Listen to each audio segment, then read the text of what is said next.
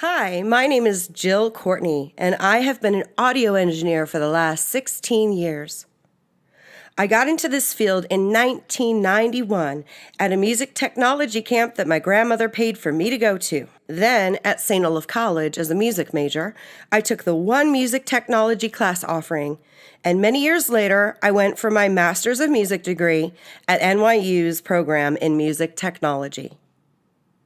I noticed one thing at music tech camp, in my music tech classroom at St. Olaf, and even in my master's degree, I was surrounded by men. I will admit, as a rock musician, this has been a trend in my life. There were times when it was not so glamorous or useful. For instance, finding a job in Nashville, also known as Music City, has been nearly impossible. However, I did teach audio part-time on the college level for almost a decade, and you know what I saw? Male students. Very few females, and most didn't make it through the program. Simultaneously, I went on a mentor quest to find working female engineers locally, and found a few, and nearly all were working for themselves in Nashville. So I expanded my search and eventually found a few more around the United States, and I flew to interview them. One thing became clear. It takes a strong, resilient, motivated, and capable woman to not only enter but also survive in this field. All were self-made women with an abundance of talent. I finally asked myself the big question, why? Why was my education surrounded by men in this field? Why were the programs for which I taught reflecting the same for the next generation? And how can I help to make a small change to advance diversity and provide a visible mentor for young women and girls who don't see anyone who looks like them unless they go searching? Audio engineering is perhaps at the perfect cross-section of science, technology, engineering, and math, also known as STEM. And with a new push for STEAM subjects, the A represents the arts. This career is all of that. But I wondered, what is going on in other STEM fields? My science professor best friend says the same thing about female to male ratios, so I did some research. You know, women are hugely underrepresented in the STEM fields. In my field of physical sciences, women are about 30%. The sad part of it is some of those numbers have actually been declining over the last few years. I would strongly argue if you're not utilizing the talent of all of your population, if you're actively discouraging people from going into fields that are going to help move this country forward, help us solve things like climate change, you're not doing a good job. And the fact is, girls, a lot of people of color don't feel welcome in the sciences. Statistics I found were less than encouraging. Females may be entering college programs, but they weren't necessarily making it through those programs and or into the industry of choice. I looked at research between 2005 and the present. According to the United States Department of Commerce, Office of the Chief Economist in 2017, women filled 47% of all U.S. jobs in 2015, but held only 24% of STEM jobs. Likewise, women constitute slightly more than half of the college-educated workers, but make up only 25% of college-educated STEM workers. I loved the major and I wanted to do it. That is until I took an engineering drawing class. This was about halfway through my major, and I thought, engineering drawing? This is going to be great. I love art. Finally, I'm going to get to draw. The problem was in this class, you had to draw in perspective, draw in 3D. And for some reason, I had this total mental block. I was really struggling with the material. And our final assignment, we had to put our drawings up on the wall for critique. And you could tell, all the guys in the class, there were about 80 of them and 5 of us girls. The guys had scribbled their drawing 10 minutes before and slapped it up on the wall. Meanwhile, I had spent hours, the entire weekend, I didn't even go to any parties, working on my drawing. And when the professors went around the room and they got to my drawing, they took a look at it and they looked out into the room and they said, raise your hand if you think Debbie should pass this class.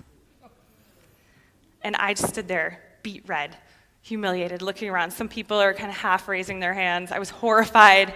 And they're like, come on, raise your hand if you think Debbie should pass the class. The room was silent.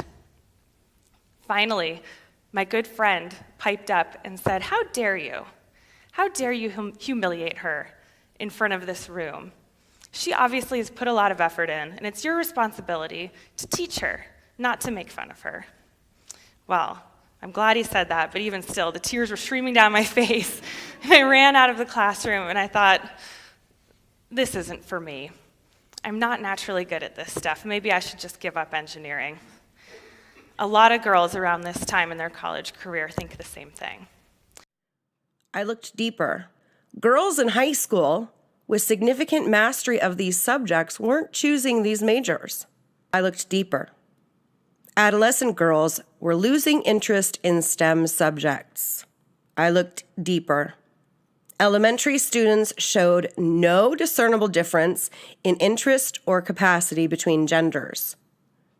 So something was happening around adolescence that sways a female to other fields. Well, what was it? And again, why? Several working theories exist. Some believe that the socialization and gender roles influence this outcome, both at home and at school. For instance, a 2017 study by Steinke claims that media images of STEM professionals may be important sources of information about STEM and may be particularly salient and relevant to girls during adolescence as they actively consider future personal and professional identities. Some think that girls just aren't interested in these fields. Some blame sexism and an environment of either overt or implied discrimination. Some blame the lack of visible mentors, and others blame psychological sway. Children up until the age of 4 are operating at the genius level. The same group of children were studied in their early 20s, and only 10% were still operating at the genius, or what I call the brilliance level.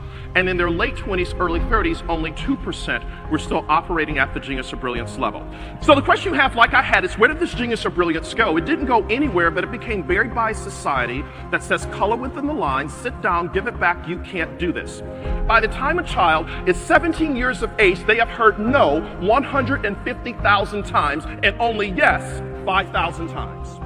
And the more you continue to hear what you can't do, where you can't go, and who you can't become, there is a neurological path that is created in the brain that causes individuals to shut down. Finding the why and the root cause is important.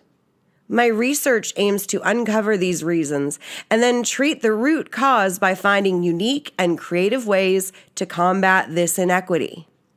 I aim to discover and design solutions for teachers to implement in their STEM subjects in order to inspire the next generation of girls and maybe to provide a visible mentor for them too. The more diversity we have in STEM fields, the more great minds we can bring to the table for discovery, innovation, and representation. And maybe, just maybe, I will even see more females thriving in the audio production industry in the future. This is my goal. I created a nanoparticle that's kind of like the Swiss Army knife of cancer treatment. A UV light lunchbox that kills bacteria off fruits and food. My project was I actually built a detection method for buried landmines. I did my project on sheep genetics and Cotswold sheep, the natural color versus the white genes. The smartphone works with a Bluetooth-enabled heart rate monitor to detect if there's a medical emergency and then notify contacts with where you are, what happened, what's going on, where they can find you. We created an adaptive hand device for a girl in Georgia. So did you play the game or you designed the game? I designed the game. You designed the game. Sheesh. Well, that's pretty impressive.